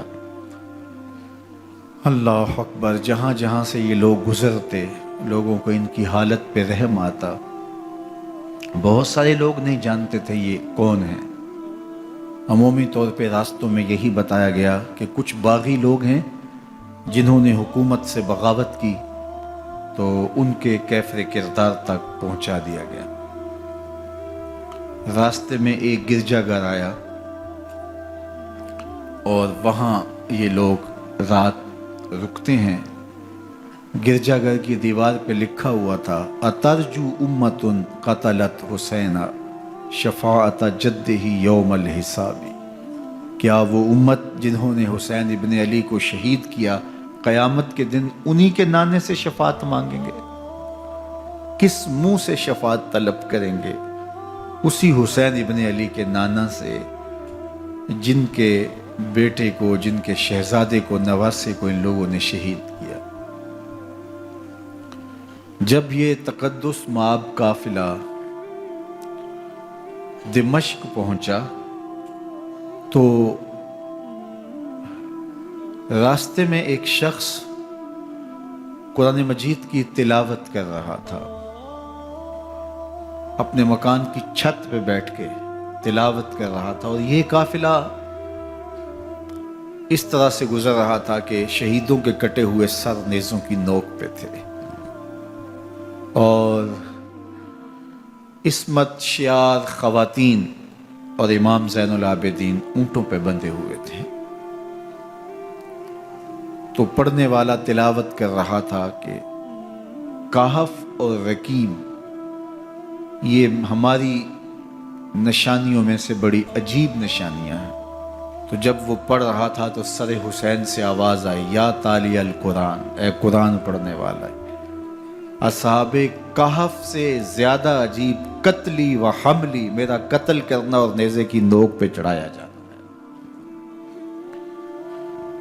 یہ قافلہ یزید کے دربار میں پہنچتا ہے۔ یزید بہت خوش ہوا اور اس نے حضرت امام زین العابدین رضی اللہ تعالیٰ عنہ سے کہا کہ تمہارے باپ نے میری حکومت کے خلاف بغاوت کی اور وہ اپنے انجام کو پہنچے۔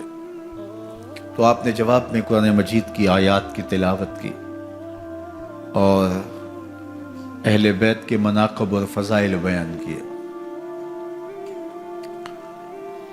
سیدہ زینب سلام اللہ علیہا کا ایک خطبہ اہل بیت کی عظمت، مناقب اور فضائل میں یزید کے دربار میں اپنی انوکھی اور البیلی شان رکھتا ہے۔ یزید پہلے تو خوش ہوا، لیکن جب اس نے لوگوں کے چہرے دیکھے تو وہ پریشان ہو گیا۔ حتیٰ کہ یزید کے دربار میں ایک عیسائی سفیر آیا ہوا تھا، تو اس نے جب کٹے ہوئے سر دیکھے اور خستہ حال سادات کی شہزادیوں کو دیکھا تو اس نے کہا یہ کون لوگ ہیں؟ تو اسے بتایا گیا، تو اس نے بڑے تعصف کا اظہار کیا، کہا کتنے بد نصیب لوگ ہو، ہمارے پاس حضرت عیسیٰ علیہ السلام کے گدھے کا کھر موجود ہے اور ہم اسے بھی عزت کی جگہ پہ رکھے ہوئے ہیں، اور تم کتنے بدبخت ہو، اپنے رسول کے نواسے کو شہید کر دیا۔ بے مروت بے وفا تیرا بھی کیا افسانہ ہے، جس نے اپنی ہی شمع کو گل کیا تو وہ پروانہ ہے۔ تو یزید نے جب لوگوں کے تیور دیکھے اور بدلتے ہوئے حالات دیکھے تو اس نے تعصف کا اظہار کیا اور کہا اللہ برا کرے ابن زیاد کا، وہ امام حسین کو میرے تک پہنچنے دیتا تو میں ان سے اچھا معاملہ کر لیتا۔ کچھ لوگ اس سے یزید کو بری و ذمہ قرار دینے کی کوشش کرتے ہیں، لیکن یزید کے اپنے حکم سے سب کچھ ہوا۔ ابن اسیر نے لکھا ہے کہ جب یزید مرا تو ابن زیاد دمشق آ رہا تھا، اس کے ساتھ مسافر بن شریح بھی تھا، تو اچانک وہ کچھ سوچنے لگا۔ تو مسافر بن شریح نے کہا کہ ابن زیاد میں تمہیں بتاؤں تم کیا سوچ رہے ہو؟ کہا بتاؤ۔ کہا تم یہ سوچ رہے ہو کہ میں نے نواسہ رسول کو شہید کیوں کیا؟ تو کہنے لگا کہ یہ مجھے یزید کا حکم تھا، اور اگر میں نواسہ رسول کو شہید نہ کرتا تو وہ مجھے قتل کر دیتا۔ اور جب مسلم بن عقبہ کو مدینہ المنورہ کی حرمت کو پامال کرنے کے لیے اور حضرت عبداللہ ابن زبیر رضی اللہ تعالیٰ عنہ کی خلافت کے اعلان کے بعد مکہ المکرمہ پر حملے کے لیے جو یزید نے بھیجا، تو اس سے قبل اس نے ابن زیاد کو کہا کہ یہ کام تم کرو۔ تو ابن زیاد نے جو جواب دیا وہ یہ تھا کہ میں تمہارے کہنے پہ پہلے ہی نواسہ رسول کو شہید کر چکا ہوں، اب نواسہ رسول کو شہید کرنا اور کعبۃ اللہ کی حرمت کو پامال کرنا، یہ دو چیزیں میں جمع نہیں کروں گا۔ اور اس نے بادشاہ کے حکم کا انکار کر دیا۔ تو یزید نے امام حسین رضی اللہ تعالیٰ عنہ کی شہادت کا حکم دیا تھا ابن زیاد کو، اور یہ دو گواہیاں میں نے ابن زیاد سے آپ کے سامنے رکھی۔ باقی اس کا یہ سیاسی پینترا کہ وہ تعصب کا اظہار کرے، تو قاتل کی پشیمانی مقتول کی اہمیت تو بڑھا سکتی ہے، لیکن قاتل کے دامن سے قتل کا داغ نہیں دھو سکتی۔ تو حضرت امام حسین رضی اللہ تعالی عنہ کا قتل یزید کو اب نظر آ رہا تھا مجھے بہت مہنگا پڑے گا، آخرت تو برباد ہوئی ہی ہوئی، دنیا بھی میں نے برباد کر لی اور میری حکومت بھی مستحکم نہیں رہ سکے گی۔ تو اب اس نے یہ کہنا شروع کر دیا کہ خدا برا کرے ابن مرجانہ کا کہ وہ راستہ دے دیتا اور امام حسین کو میرے تک پہنچ دیتا۔ حضرت امام زین العابدین سے اب وہ لجاجت کرنے لگا اور کہنے لگا کہ حضرت آپ کچھ ارشاد فرمائیے۔ تو آپ نے تین چیزیں ارشاد کی۔ آپ نے فرمایا ایک تو ہمیں خیریت سے مدینے بھیج دو، اور دوسری بات کہ قاتلان حسین کو ان کے کیفر کردار تک پہنچاؤ، اور تیسری بات مجھے دمشق کی جامعہ مسجد میں خطبہ جمعہ کی اجازت دو۔ اس نے کہا کہ خطبہ جمعہ کی اجازت بھی دیتا ہوں، آپ کو خیریت سے مدینہ المنورہ بھی روانہ کر دیا جائے گا، لیکن قاتلان حسین کو کیفر کردار تک پہنچانا یہ میرے بس میں نہیں ہے، یہ ممکن نہیں ہے۔ اب مجھے بتائیے، حاکم وقت ہو اور اتنا بڑا سانحہ اور واقعہ ہو گیا ہو تو وہ وہیں کھڑے کھڑے معذرت کر لے کہ یہ اس بات کو رہنے دو، تو اس کا مطلب سمجھنے میں کسی بھی باشعور شخص کو دیر نہیں لگتی۔ اسے چاہیے تھا کہ وہ کہتا کہ میں اس کی تحقیق کروا کے جو بھی مجرم ہے وہ کیفر کردار تک پہنچے گا، اور آپ نہ بھی کہتے تو یہ میں کرتا چونکہ میں حاکم وقت ہوں۔ لیکن اس نے فوراً کہا کہ یہ ممکن نہیں ہے، تو اس کا مطلب کیا کہ مجرم میں خود ہوں، تو میں اس سے جو ہے وہ بچنا چاہتا ہوں۔ تو اس نے حضرت امام زین العابدین کو کہا دو شرطیں تو قبول ہیں، لیکن یہ تیسری شرط قبول نہیں ہے اور یہ ممکن نہیں ہے۔ تو یہ واضح اس بات کا اشارہ ہے کہ یزید کے حکم سے، اس کی منشا سے اور اس کے کہنے سے حضرت امام کو شہید کیا گیا، اور اس نے حضرت امام حسین رضی اللہ تعالی عنہ کے مبارک لبوں پر چھڑیاں بھی ماری اور آپ کے دانتوں پر ضربیں لگائیں چھڑیوں۔ وہ تو ایک صحابی وہاں موجود تھے جو کھڑے ہو گئے، انہوں نے کہا ارفع ھذا القدیب عن ھاتین الشفتین، ان ہونٹوں سے چھڑی ہٹا لے، میں نے ان آنکھوں سے رسول اللہ کو یہ ہونٹ چومتے ہوئے دیکھا ہے۔ جس طرح ابن زیاد کے دربار میں ہوا تو یہاں بھی ہوا۔ اللہ اکبر۔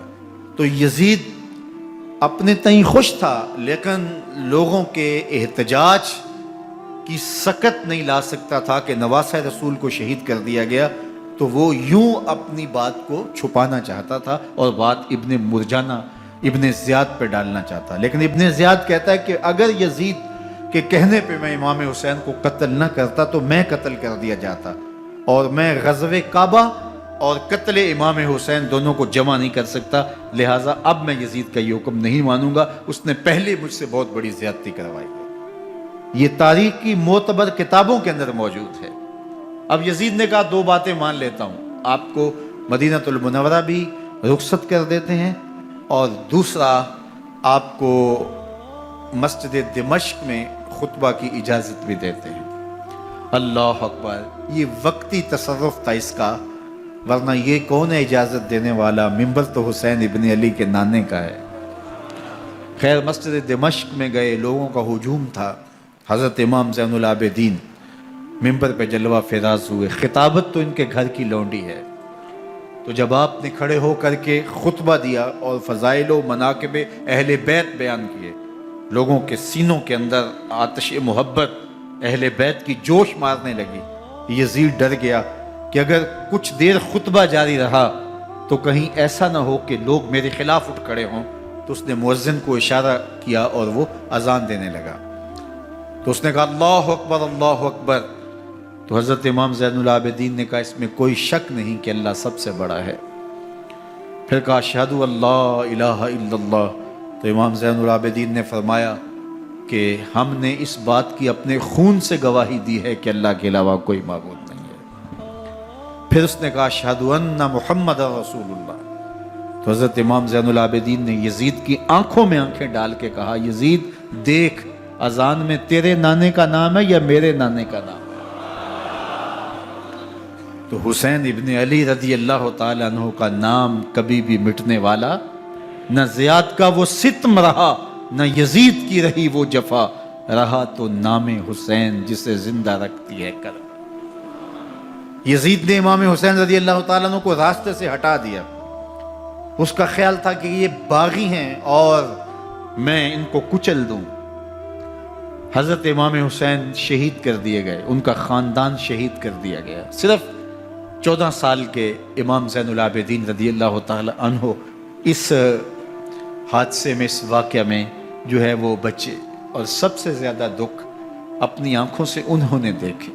کربلا کا منظر بھی دیکھا، کوفے کا دارالعمارہ بھی دیکھا، اور دمشق کا دربار یزید بھی دیکھا، اور پھر یہاں سے مدینے پہنچ کر اہل مدینہ سے جو سامنا ہوا امام زین العابدین نے وہ لمحے بھی دیکھے۔ کہتے ہیں اس واقعہ کربلا کے بعد حضرت امام زین العابدین کبھی ہنسے نہیں تھے۔ جب بھی پانی پینے لگتے تو رو پڑتے، انہیں شاید سکینہ کی پیاس یاد آ جاتی تھی۔ امام زین العابدین کا رنگ زرد ہو جاتا جب کربلا کی یاد آتی، اور بسا اوقات شہر سے وحشت ہونے لگتی اور دور باہر نکل جاتے اور جا کر کے وہاں خیمہ گاڑ لیتے اور مہینہ مہینہ وہاں ذکر و فکر اور عبادت میں لگے رہتے۔ امام زین العابدین کے ہاتھوں میں ہتھ کڑیاں، پاؤں میں زنجیریں، اور اونٹ پہ باندھ کر کے جب حضرت امام زین العابدین کو شہیدوں کی لاشوں کے قریب سے گزارا گیا تو غشی پہ غشی طاری ہو رہی تھی امام زین العابدین پہ، اور وہ گھڑیاں بھی امام زین العابدین پر کتنی دردناک تھیں کہ جب شہزادیاں اونٹوں کے ساتھ باندھی گئی تھی اور امام زین العابدین اپنے بابا کا سر اپنے سامنے چلتا ہوا دیکھتے تھے، اور یہ دردناک لمحے کہ جب رات کی گھڑی آئی تو زینب سلام اللہ علیہ نے دیکھا کہ زین العابدین کے آنسو نہیں تھمتے اور ان کو غشی پہ غشی آتی ہے، تو وہ آگے بڑھ کے ان کو اپنی آغوش میں سمیٹتی ہیں اور کہا زین العابدین کیا ہوا؟ کہا کہ پھپھو جان اگر ہو سکے تو بابا کا سر کچھ دیر کے لیے میری گود میں نہیں آ سکتا ہے۔ وہ وقت بھی امام زین العابدین پہ آتا جب زخم اور درد اور دکھ حد سے تجاوز کرتے ہیں تو زین العابدین مدینہ کی طرف منہ کر لیتے ہیں اور حضور کی بارگاہ میں ہوا کے ہاتھوں پیغام بھیجتے ہیں، ان نلت یا ریح الصبا یوما الی ارض الحرم بلغ سلامی روزتن فیہا النبی المحترم یا رحمتا للعالمین ادرک لزین العابدی محبوس عید الظالمی فی الموکب والمزدحم۔ امام زین العابدین نے یہ سارا دردناک منظر اپنی آنکھوں سے دیکھا اور یہ سارے دکھ سہے۔ امام زہری کہتے ہیں کہ ولید کے زمانے میں دوبارہ امام زین العابدین کو پکڑ لیا گیا اور ان کے ہاتھوں میں دوبارہ ہتھ کڑیاں اور پاؤں میں بیڑیاں ڈال دی گئیں۔ میں ملنے گیا تو جو ہی امام کے ہاتھوں میں ہتھ کڑیاں دیکھی تو میرا دل ڈولنے لگا اور میری آواز گلے میں دب گئی اور آنسو تھے کہ تھمتے نہیں تھے۔ تو امام زین العابدین نے مجھے دیکھا تو مجھے تسلی دیتے ہوئے کہا، زہری کیا ہوا تمہیں؟ تو میں نے کہا، حضرت کربلا میں تھوڑے دکھ دیکھے تھے اور اب یہ حالت مجھ سے دیکھی نہیں جا رہی۔ تو امام زین العابدین نے ان زنجیروں کو اور ان ہتھ کڑیوں کو جن سے آپ جکڑے گئے تھے جھٹکا دیا، لوہے کی زنجیریں ٹوٹ گئیں۔ کہا، زہری ہم اللہ کی تقدیر پہ راضی ہے ورنہ یہ زنجیریں کیا ہوتی ہیں۔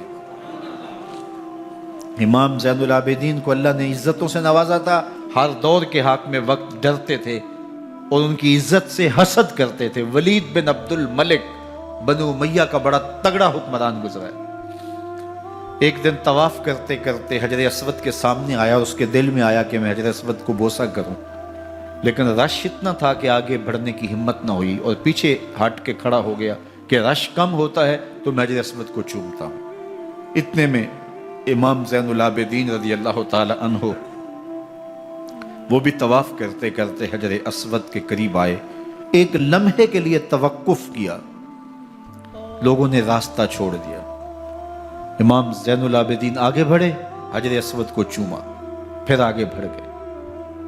ولید بن عبد الملک کو بڑا غصہ آیا کہ لوگوں نے میرے لیے تو راہیں نہیں چھوڑی اور زین العابدین کے لیے راہیں چھوڑ دی ہیں۔ تو وہ اپنے درباری شاعر کو، فرزدق کو جو اس کے ساتھ کھڑا تھا، اس کو پوچھتا ہے، من ہاذا، یہ کون ہے؟ حالانکہ اسے پتا تھا یہ امام زین العابدین ہے۔ بعض اوقات سوال تفہیم کے لیے کیا جاتا ہے، سمجھنے کے لیے کیا جاتا ہے، اور بعض اوقات سوال تحقیر کے لیے کیا جاتا ہے۔ جس طرح کسی شخص کو آپ پسند نہ کرتے ہو اور وہ کوئی کام کرے تو آپ کہتے ہیں یہ کون ہے، یہ کون ہے؟ تو اس نے کہا، من ہاذا، یہ کون ہے؟ اب فرزدق شاعر تھا اور درباری شاعر تھا، اسے اچھی طرح پتا تھا کہ من ہاذا سے بادشاہ کیا سننا چاہتا ہے، لیکن آج اس کی غیرت ایمانی جاگی۔ بادشاہ نے کہا، من ہاذا، یہ کون ہے؟ تو فرزدق نے بادشاہ کی آنکھوں میں آنکھیں ڈال کے کہا، بادشاہ تو نہیں جانتا یہ کون ہے؟ اس کو تو بطحا کے سنگ ریزے بھی جانتے ہیں، اس کو تو زمین والے بھی جانتے ہیں، آسمان کے فرشتے بھی جانتے ہیں۔ یہ فاطمہ کا بیٹا ہے، یہ علی کا شہزادہ ہے، یہ رسول اللہ کا نواسہ ہے۔ تیرا من ہاذا کہنا اس معرفہ کو نکرا نہیں کرے گا، یہ کل بھی معرفہ تھا، یہ آج بھی معرفہ ہے۔ کھڑے کھڑے امام زین العابدین کی شان میں ایک طویل قصیدہ لکھ دیا۔ بادشاہ تو اس سے کچھ اور سوچ رہا تھا، الٹ ہو گیا، اس نے ایک فرزدق کو جیل میں ڈال دیا۔ امام زین العابدین کو پتا چلا، آپ نے اشرفیوں کی 2 تھیلیاں خادم کے ہاتھ بھیجی کہ ہماری وجہ سے تمہارے اوپر یہ افتاد پڑی ہے۔ تو اس نے تھیلیاں قبول کی، چوما آنکھوں سے لگائیں اور پھر خادم کے ہاتھ میں دیتے ہوئے کہا، امام کو میرا سلام دے دینا اور کہنا، حضرت ساری زندگی نے ٹگوں کے لیے، ان پیسوں کے لیے، اشرفیوں کے لیے شاعریاں کی ہیں، یہ جو میں نے قصیدہ لکھا ہے آپ کے نانا کی شفاعت کے لیے لکھا، جو دلوں کو فتح کر لے وہی فاتح زمانہ۔ امام حسین کو تو کاٹ دیا گیا نا، اس لیے کاٹ دیا گیا کہ یہ ہماری حکومت سے بغاوت کر رہے ہیں، انہوں نے یہ کہا، بہانہ یہ بنایا، نظم حکومت میں یہ مخل ہو رہے ہیں، لہٰذا انہیں شہید کر دیا گیا۔ نہ صرف انہیں شہید کیا گیا، سر کاٹے گئے، نیزوں کی نوک پہ چڑھائے گئے، لاشوں پہ گھوڑے دوڑائے گئے. کیا کیا ظلم تھا، کیا کیا جبر تھا جو روا نہیں رکھا گیا. پیاسا رکھا گیا، بھوکا رکھا گیا، 6 ماہ کے بچے بھی نہیں چھوڑے گئے. امام حسین جب حضرت علی اصغر کو اپنے ہاتھوں پہ اٹھا کے فرات کے کنارے جا کھڑے ہوئے تو آپ نے اشقیاء سے مخاطب ہو کے کہا کہ تمہاری لڑائی تو مجھ سے ہے، اس 6 ماہ کے بچے نے تمہارا کچھ نہیں بگاڑا. چلو سے پانی بھرا تاکہ اصغر کا حلق تر ہو جائے، تو پانی ابھی حلق تک نہیں پہنچا، 2 شاخہ سنسناتا ہوا تیر آیا اور علی اصغر کا گلا چیر گیا. اور کہتے ہیں وہ جو تیر تھا جو حضرت علی اصغر کا گلا چیر کے آگے گزرتا ہے، وہ تیر تھا جو جانوروں کو مارنے کے لیے استعمال کیا جاتا ہے. گردن لٹک جاتی ہے، خون بہنے لگتا ہے. امام حسین اس خون کو آسمان کی طرف اچھال کے کہتے ہیں مالک حسین کی یہ قربانی بھی قبول فرما لے. نسل مٹا دی گئی، شہید کر دیے گئے، گھوڑے دوڑائے گئے. سادات کرام، عصمت شیار پیغمبر زادیوں کو اونٹوں پہ بٹھایا گیا، رسیوں سے جکڑا گیا، چادریں چھیننے کی کوشش کی گئی، کیا کچھ نہیں ہوا. تاریخ دردناک ہے، اور یہ پیغمبر کے ماننے والوں نے، کلمہ پڑھنے والوں نے یہ سب کچھ کیا. بے مروت، بے وفا، تیرا بھی کیا افسانہ ہے. جس نے اپنی ہی شمع کو گل کیا تو وہ پروانہ ہے. لیکن یزید کی دلیل یہ تھی کہ یہ حکومت کا نظم چلتا ہے، اسے چلنے دیا جانا چاہیے، انہوں نے کیوں رکاوٹ ڈالی ہے، لہٰذا یہ باغی ہیں، ان کو کاٹ دیا جائے. میں کہتا ہوں امام حسین کو شہید کر دیا گیا، ان کے اعیان و انصار کو شہید کر دیا گیا، پورے خاندان کو پیاسا رکھ کے ذبح کر دیا گیا، 6 ماہ کے بچے بھی نہیں چھوڑے گئے، 80 سال کے بوڑھوں کو بھی شہید کیا گیا، خواتین کو اونٹوں پہ بٹھایا گیا اور گلی گلی عصمت معاب پیغمبر رحمت کی شہزادیوں کو کوفے اور دمشق کے بازاروں کے اندر بھرایا گیا. تو مجھے بتائیں اس کے بعد یزید کی حکومت نے کیا کیا، ان کا کیا کارنامہ تھا؟ کتنے محدث پیدا ہوئے، کتنے مفکر پیدا ہوئے، کتنے جرنیل پیدا ہوئے، کتنے صوفی پیدا ہوئے. کون تھا جو ان کے تخت و تاج اور ان کی حکومت جس کو بچانے کے لیے اتنا بڑا حادثہ کر دیا اور پیغمبر کے بیٹوں کو شہید کر دیا؟ تو کیا پھر اس حکومت نے کیا؟ یزید نے، یزید کا اپنا بیٹا تخت پہ بیٹھنے کے لیے تیار نہیں تھا. 6 ماہ کے بعد اس کی لاش گھر سے نکلی، اس نے کہا کہ یہ تخت جو ہے وہ آل رسول کے خون پہ بنا ہے، میں اس پہ نہیں بیٹھوں گا. اور رسوا ہو گئے. اور یزید جس کو زوم تھا کہ میں اتنی بڑی سلطنت کا مالک ہوں، اس کو بچانا ہے، اس سلطنت نے اسلام کے لیے کیا کیا؟ مجھے بتاؤ، کون سے جرنیل پیدا کیے، کون سے حکمران پیدا کیے، اس نے کون سے توانا لوگ پیدا کیے، کون سے محدث، کون سے مفکر، کون سے مسلح پیدا کیے. اور جس خاندان کو کاٹ دیا گیا، صرف ایک 14 سال کا علی اوسط زین العابدین بچا. اور ذرا حسین ابن علی کی نسل دیکھو، جعفر صادق کس نسل سے ہیں، باقر العلوم کس نسل سے ہیں، حضرت غوث اعظم کس کے شہزادے ہیں، حضرت داتا گنج بخش علی حجویری کس کے بیٹے ہیں، اور حضرت معین الدین چشتی اجمیری کس کے بیٹے ہیں. آج زمانے کو جو بھی دیا ہے حسین کے بیٹوں نے دیا ہے. یزید تخت بچا کر بھی امت کو کچھ نہ دے سکا، اور امام حسین نے سب کچھ لٹا کے امت کو ایمان کی بہاریں عطا کر. آج جہاں بھی ممبر و محراب کی رونق نظر آ رہی ہے، اس کے پیچھے حسین کا کوئی بیٹا کھڑا ہوا نظر آ رہا ہے. اللہ اکبر. اس دین کے خاکے میں رنگ ہی حسین ابن علی کے خون نے بھرا ہے. حسین اگر نہ شہید ہوتا تو آج گھر گھر یزید ہوتا، اسلام کی عظمت عیاں نہ ہوتی، خدا کے گھر میں اذان نہ ہوتی. بار الہا نوحہ سناتا پھرتا، تا روز جزا اشک بہاتا پھرتا. امداد نہ کرتے اگر کربلا میں حسین، اسلام تیرا ٹھوکریں